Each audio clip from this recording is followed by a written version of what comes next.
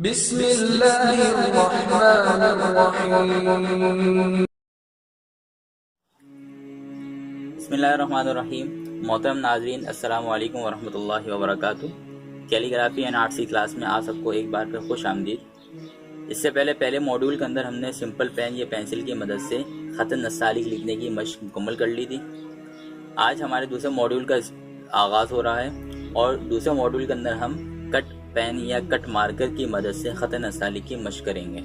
आज की हमारी पहली क्लास है और इब्तिदाई चंद चीज़ें हैं जिनको अगर शुरू में जान लिया जाए तो मुनासिब होगा।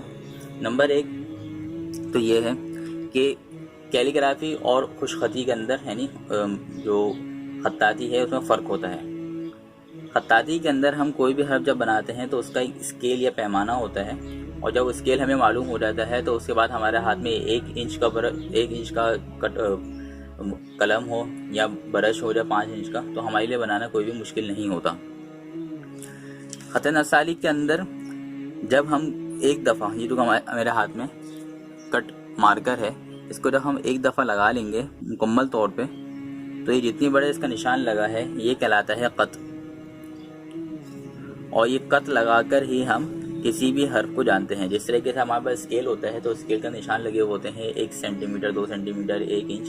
इसी तरीके से ये कलम जो होता है इसकी नोक होती है, यही जो है स्केल होता है और इसी की कलम की नोक से हम जांचते हैं कि हमने हर्फ को कितना बड़ा बनाना है। दूसरी चीज़ जो है वो है बैन सुतूर, यानी हमने हर्फ को लाइन के कितने ऊपर या कितने नीचे बनाना है। पहले मॉड्यूल के अंदर हम जो सिंपल पेंसिल से लिख रहे थे उसके अंदर 2 लाइन वाली कॉपी हमने यूज़ की थी, लेकिन जो दूसरा मॉड्यूल है कैलीग्राफी है और कैलीग्राफी के अंदर हम अपनी ही लाइनें लगाते हैं, उसके मुताबिक लिखते हैं। तो सबसे पहले हम लाइन लगाने की प्रैक्टिस करते हैं। इसके अंदर 4 लाइनें लगेंगी। पहली जो 2 लाइनें हैं वो होंगी 3 कत की, 1, 2 और ये 3। ये 3 कत की पहली लाइन होगी। दूसरी लाइन जो है वो 2.5 कत की होगी, 1, 2 और उसके पास ये 2.5, तकरीबन इतनी। और जो तीसरी वाली लाइन है आखिरी, ये भी 2.5 कत की ही होगी। तो हम अब स्केल की मदद से इसको ऊपर पेंसिल से लाइन ड्रॉ कर लेते हैं पहले।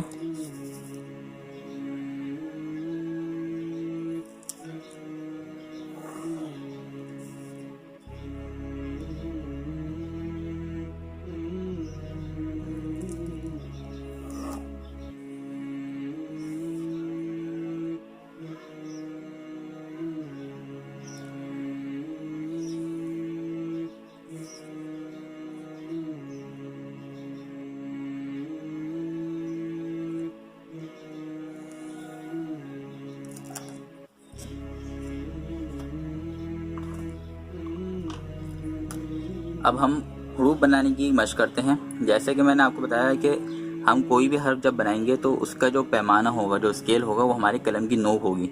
वो हम कत लगा के ये देखेंगे कि कौन सा हर्फ कितना बड़ा बनता है। हर हर्फ का जो है अलग कत होता है, अलग साइज़ होता है।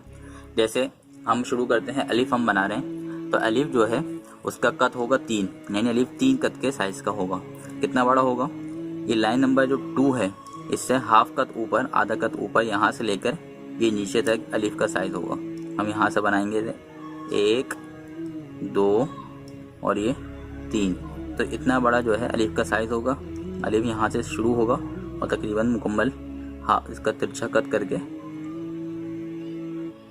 इस तरीके से अलिफ बनाया जाएगा। इसी तरीके से हम बे बनाएंगे। तो बे का जो है कट होते हैं 5 और ये दूसरी लाइन जो है हमारी यहाँ के इस जगह से स्टार्ट होगा। ये 5 कट हम इस तरीके से लगाएंगे इसके, 1, 2, 3, 4 और ये 5। तो बे का साइज़ हमें मिल गया कि बे हमने 5 कट का बनाना है तो वो इतना बड़ा बनेगा। हमने यहाँ से स्टार्ट करना है इस तरीके से, यूँ बना के आखिर में ले जाके इसको हमने ऊपर यूँ कर देना है। ये दोनों जो हैं तकरीबन बराबर होते हैं। अब इसके अंदर नुक्ते लगाने हैं तो ये बे का नीचे नुक्ता आ सकता है। अगर हमने ते बनाना है तो 2 नुक्ते यहाँ पर लगा सकते हैं। से के लिए यहाँ पर नुक्ता लगाएंगे, टे के लिए ऊपर हम तोएं लगा देंगे। तो इस तरीके से बे बन जाएगा।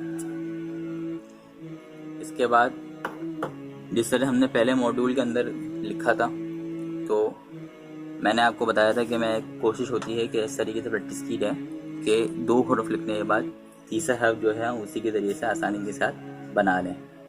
तो इसको हम जब बनाएंगे तो अलिफ तो का साइज़ हमें पता है, तकरीबन 3 कद का है, लेकिन काफ के अंदर जो हम अलिफ बनाएंगे वो होगा 5 कद का। तो हम इसको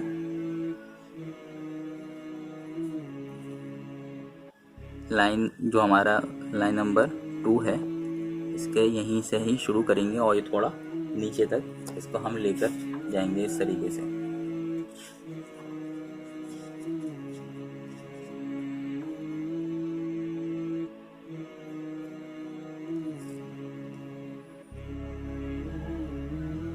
पाँच कद लगा लेते हैं हम इसको।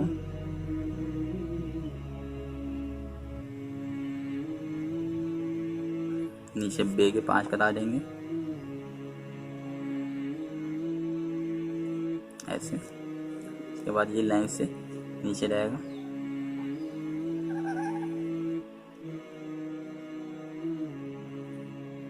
और इसका जो डंडी होगी ये भी 5 कद की ही होगी तकरीबन। पहले हम लगा लेते हैं ऐसे। आप नाप सकते हैं 1 2 3 4 और ये 5। ये 5 कद का इसका आप बन जाएगा। इसके बाद हम बनाएंगे नून। नून का जो साइज है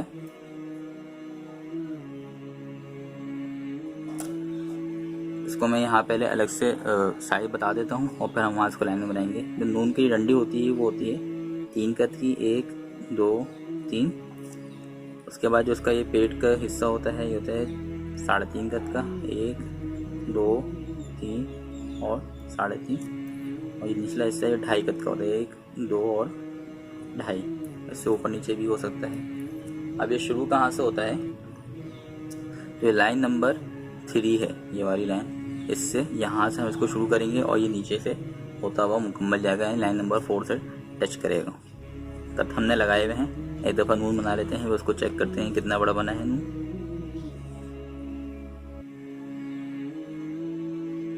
तीन कद का ये बनाया हमने।